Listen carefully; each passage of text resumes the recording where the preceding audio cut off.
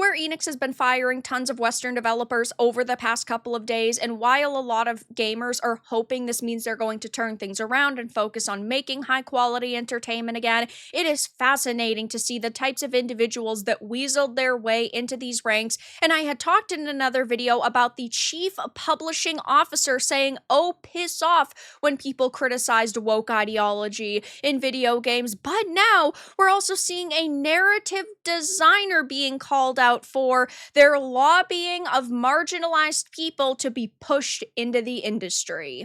I have a few different things to show off, but before I get into the topic, if you enjoy the content I create, check out the links in the description, join the community in my live streams, and consider supporting through Patreon or YouTube memberships. Now, I do not think projects like this and programs like this and divisions like this in companies should exist. I think it is ridiculous. I do think that it is highly illegal in certain places, and if you cannot be hired based on merits and you cannot be hired based on skills, you don't deserve to have that job, period. I don't care what the color of your skin is. I don't care what color your hair is. I don't care about your gender. I don't care about your sexuality. You should not be given handouts in this world based on those things, based on your identity. I think that if you are the best choice for a job, you will be picked based on those merits. But these people that have weaseled their way into the video game industry over the past decade have no history in video games. They don't care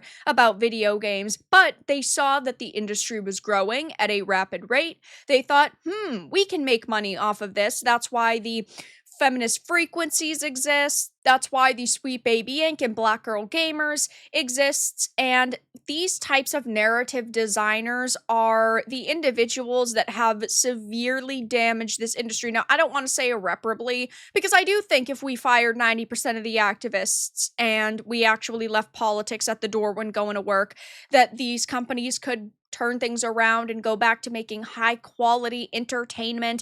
Though, just because some of these people are getting fired doesn't mean all of them have gotten fired, and I'm certain that there are more individuals like this within their ranks still, because you can't just clean up all the trash in one fell swoop.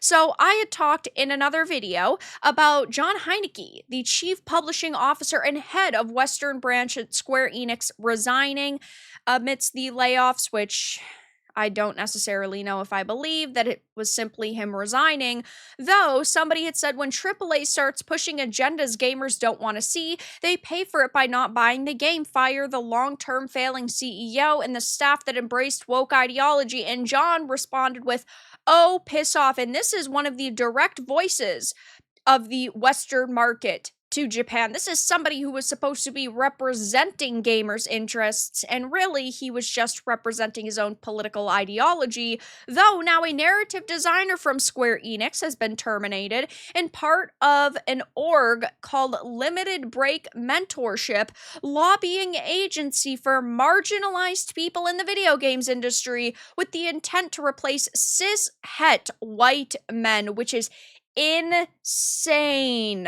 If you have to specifically go on a war campaign to remove people from an industry so you can get paid to be in it, yeah, you suck at your job, because if you were so amazing, you would be able to replace these people naturally. It's like with diversity. I think diversity is amazing and inclusion is an amazing thing when it's done naturally, not because a corporation has a checklist that you need to follow, and that's a problem we're seeing right now. But Rhiannon Gorman Murphy, a narrative designer at Square Enix with pronouns in description, she/her, had said, "Unfortunately found out that I'm impacted by the latest Square Enix layoffs whilst I'm on my honeymoon." And sure, that sucks for you, and I think that when people are laid off, they do maybe deserve a little bit of leeway. They deserve a little bit of wiggle room. Though a lot of the times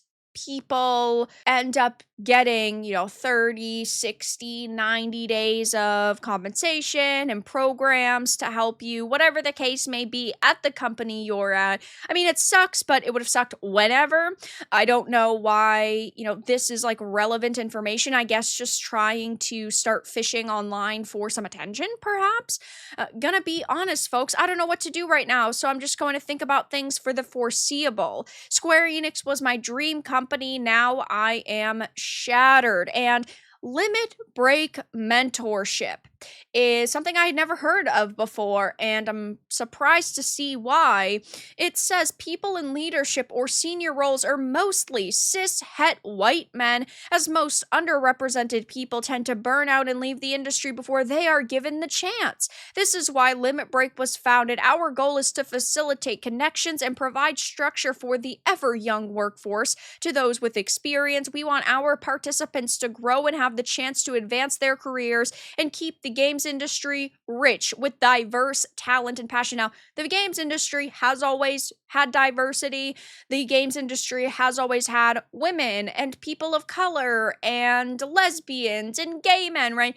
The video game industry has always had these types of people within its ranks. It's not like, ooh, it just started back in, 2020 because of all of these programs. That is ridiculous. But the people running Limit Break mentorship and Sweet Baby Inks, they're grifters. They don't actually care about making this industry better. They simply care about making money off of this industry. It says the UK games industry census 2022 conducted by UKIE showed that 67% of people working in the games industry are male compared to 30% female and 3% non-binary workers. Yeah, how many non-binary people are in the world? That's why the percentage is so small. And well, non-binary just means mentally confused.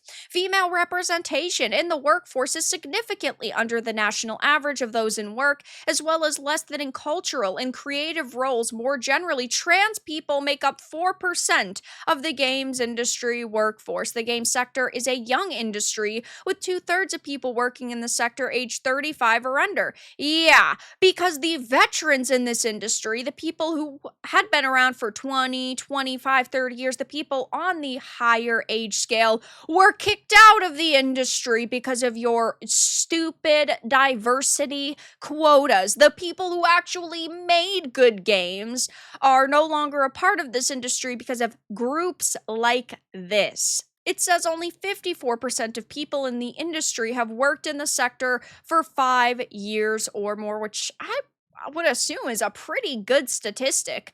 To be honest, though, now that we're hearing about this, we are seeing some absolutely hilarious responses from gamers. Pirate Nation had posted about this. The first response is Asmongold saying, "Welcome home," and it's the put the fries in the bag McDonald's cry face. Square Enix went woke and it got broke tale as old as time. And I've said this in a couple of Square Enix videos now. I actually think that they're a company that could turn things around. They have some amazing fan favorite series, some amazing stories that they've told. I think that they have a lot going for them, and I think that they could maybe turn things around if they continue to lay off these types of people, if they actually hire talented Japanese folks, and they get rid of their internal ethics department. Having a group of people looking over developers' shoulders saying what could be seen as offensive is absolutely ridiculous, and you're just wasting money because these people are sensitive snowflakes. Make games great again. Start making games that people actually want, and fire the people who are telling you, oh no, your developers are doing something wrong, when really they aren't. These developers should be allowed creative freedom, because when they actually had creative freedom 20, 25, 30 years ago, that is when this studio was making the best games possible. When you own the chuds but then get fired, that is the scent of the consequences of one's actions.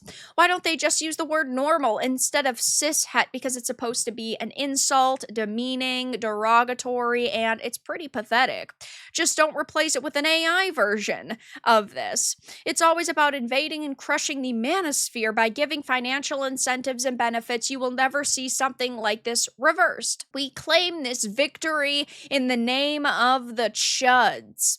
Narrative designer, because if she was just a writer, people might not take her super seriously. Her job is pointless because the narrative was already designed for her. Welcome home, with the same cry face, which I think is absolutely hilarious. Let the purge continue the right way. So right now we are seeing quite a lot going on over at Square Enix. Quite a few people being let go, being laid off, people quote unquote resigning, which again, I personally do not believe. Though at the end of the day, it looks like a lot is changing over at Square Enix. And while I would love to sit here and say, I hope things are turned around in the near future, I definitely am going to stay cautiously optimistic because I still don't trust them. But that's all that I really had to discuss in this video. Let everyone know your thoughts in the comments below. If you found this important and informative, make sure to give it a like, share it, and subscribe to the channel. And if you didn't, give it a dislike. I appreciate your support either way, but I'll talk to you all again in the next video really soon.